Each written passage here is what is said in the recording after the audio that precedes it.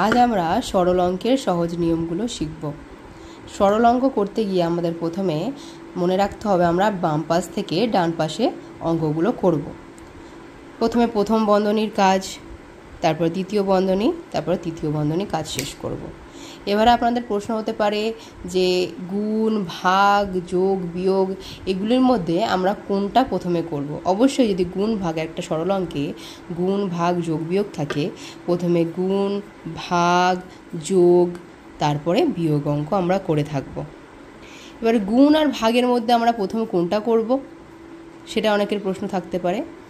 যদি এখানে অঙ্ক আমরা দেখি, প্রথমে ভাগ যদি আমরা করতে যাই তাহলে আমাদের এখানে ভুল হয়ে যাবে, কারণ এখানে 8-এর আগে আমাদের গুণ চিহ্ন আছে।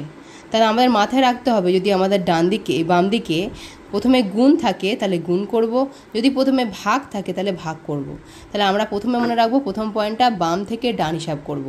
প্রথমে গুণ বা ভাগ করব, তারপরে আমরা যোগ, তারপরে বিয়োগ করব। যোগ বিয়োগের ক্ষেত্রে একই জিনিস। এখানে যদি আপনারা লক্ষ্য করেন, এখানে বিয়োগ আছে আর এখানে যোগ আছে।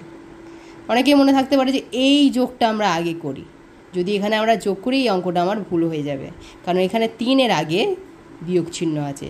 তাই জন্য আমাদের শুধু মনে রাখতে হবে, আমাদের সরল অঙ্ক যখনই করব আমরা প্রথমে বাম দিকের গুণ বা ভাগ যেটা থাকবে সেটা আগে শেষ করব, তারপরে যোগ বা বিয়োগের অঙ্ক করব। যদি প্রথমে বাম দিকে যোগ থাকে তাহলে যোগ সারব, যদি বাম দিকে বিয়োগ থাকে বিয়োগ করব।